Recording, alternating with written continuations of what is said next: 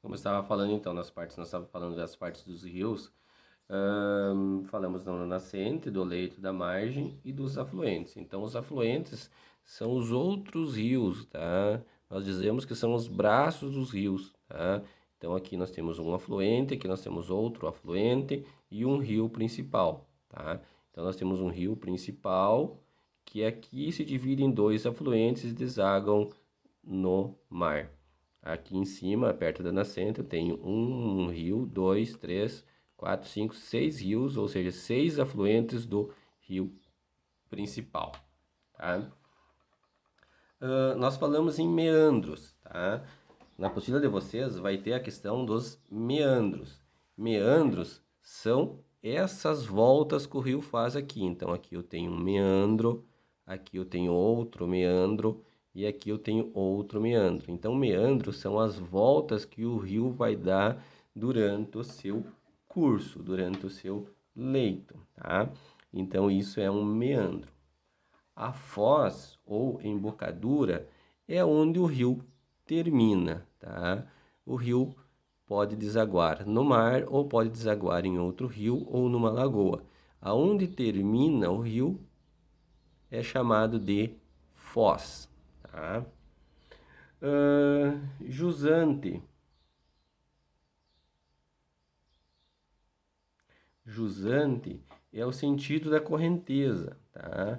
É o sentido da correnteza que vai da nascente para a foz. Então eu vou dizer aqui, ó, que esse sentido aqui, daqui para cá, é jusante.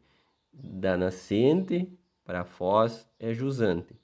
Quando eu vou no sentido contrário, eu vou no sentido da foz para nascente, eu estou indo no montante.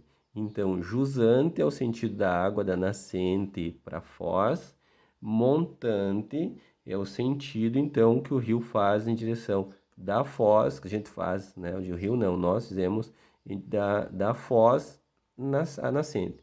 Então, jusante, tá? E montante.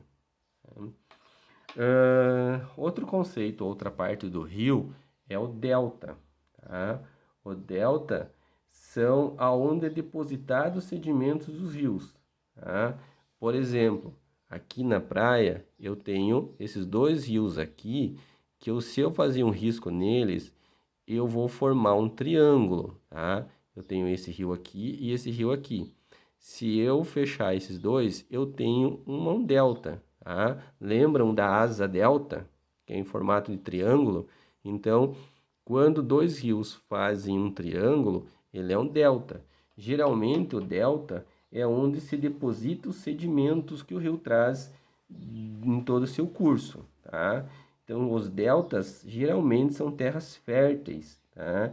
Que vem trazendo, que o rio traz todo o resíduo de cima para baixo e deposita, então, na praia ou numa planície. Então, os deltas dos rios são as áreas mais ricas em minérios, tá? E é uma terra fértil, tá? O alto curso, o médio curso, o baixo curso, nós também já falamos, tá? Os rios, tá? Podem olhar lá na página 40 da apostila de vocês, tá? Na página da 40, ele vai falar dos tipos dos rios, tá? Então, os tipos dos rios, ele tem três tipos de rios, tá? Nós temos os rios efêmeros, tá? Que são os rios que existem somente quando fortes chuvas acontecem, tá? Então são os rios efêmeros que eles só nascem quando tem chuva forte, tá? Passou a chuva, ele vai sumir. Tem os rios intermitentes, tá? Que são os rios que secam os leitos ou congelam durante um período do ano, tá? Então, os rios intermitentes, em algumas regiões, eles aparecem só no inverno e daí no verão desaparecem, tá? Em algumas regiões do mundo.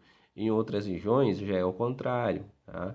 Os rios só aparecem no verão quando há o degelo e depois no inverno eles voltam a congelar. Então, rios intermitentes são rios que vão e voltam durante a estação do ano, durante uma parte do ano.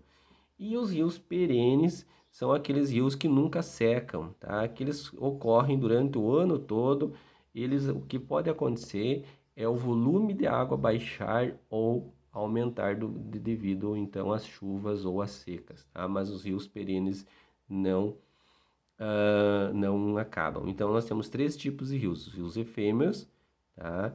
Que só surgem quando tem fortes chuvas; os rios intermitentes, que são os rios que secam ou congelam durante um período do ano, tá? Então só aparecem durante o período do ano; e os rios perenes são aqueles rios então que têm sua vazão o ano inteiro, tá? Ok? Qualquer dúvida, podem falar também. Na página 41 da apostila de vocês, tá? Ele vai dar a classificação dos rios, tá? Então, assim, nós temos as partes dos rios, tá? Então, nascente, leito, margem, afluente, meandro, foz, jusante, montante, delta, alto curso, médio curso, baixo curso, são partes dos rios, ok? Os tipos dos rios são rios efêmeros, rios intermitentes e rios perenes. Essas são as partes dos rios. E tem a classificação dos rios, tá? Então eu posso classificar o rio em exorreica, endorreica, criptorreica e arreica. Então nós temos 4 classificações dos rios. Tá ok, pessoal? 4 classificações dos rios, tá? Então eu posso classificar o rio em exorreica, endorreica, criptorreica e arreica. Os rios que têm a classificação exorreica são rios que drenam diretamente ou indiretamente para o mar. Ou seja, um rio exorreico é um rio que corre diretamente para o mar, tá? Eu tenho, por exemplo, o rio Turvo, digamos assim, tá? O rio Turvo, se ele corresse direto para o mar, desaguasse no mar, ele ia ser um rio exorreico, tá?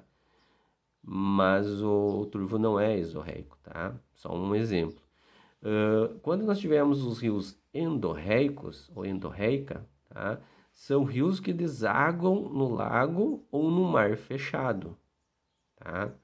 Então, para ser um rio classificado como endorreico, ele tem que desaguar num lago ou num mar fechado, tá? Lembrando que mar e oceano são diferentes, né? Devido à sua profundidade. Nós temos os rios criptorreicos, tá? Os rios criptorreicos são rios que desaguam no interior de rochas calcárias, que são porosas, tá? E geram lagos subterrâneos e grutas, tá?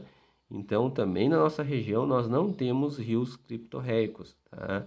Então, são rios criptorreicos é quando desaguam no interior de rochas, tá? Fazendo rios subterrâneos, fazendo então rios subterrâneos, desculpa, tá? Gerando lagos subterrâneos, grutas, tá? E os rios arreicos, tá? São rios que secam em determinado momento, rios que secam em determinado momento do seu percurso ou quando suas águas se destinam a lençóis freáticos. Ou seja, um rio arreico, tá? Ele vai ter um percurso, tá? Acima da superfície e eles vão sendo drenados ao longo do percurso em direção ao lençol freático. Então, as águas que nós tomamos no nosso dia a dia, eles são provindos de rios arreicos, tá? Que vai alimentar os lençóis freáticos. Então, eles vão percorrer a superfície da terra, tá? Vão percorrer a superfície do mar, tá? E vai alimentar então a questão dos rios, tá? Vai alimentar a questão dos rios e dos lençóis freáticos. Então essa é a classificação dos rios, né? Tá? Exorreica, endorreica, criptorreica e arreica. Cada um dos rios tem uma classificação, tá? Dentro das bacias hidrográficas, tá? Então, bacia hidrográfica é um grande conjunto de rios, tá? Então, um conjunto de rios, onde tem um rio principal e seus afluentes. Uma bacia hidrográfica, ela é separado por planaltos, por relevos altos, tá? Então, a bacia hidrográfica, ela é formada por esse conjunto de rios.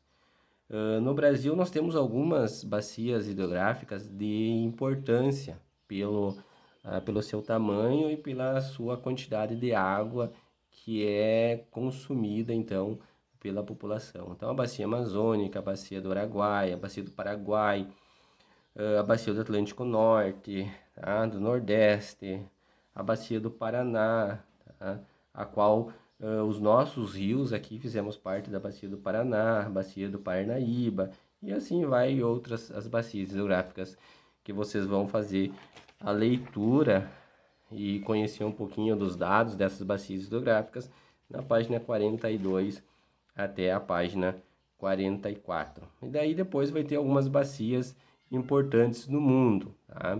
Como a bacia do Rio Congo, a bacia do Rio Mississippi, a bacia do Rio Obi, a bacia do Rio Yangtze. Então são algumas bacias importantes que se localizam no mundo, tá? E com esse conteúdo, então, nós encerramos a apostila 2, tá ok? E agora vocês vão fazer as atividades que tem no final da apostila, aí depois nós fizemos a correção, ok? Então, podem fazer as atividades e conforme vai surgindo as dúvidas, vocês podem mandar para mim, ok? Beleza?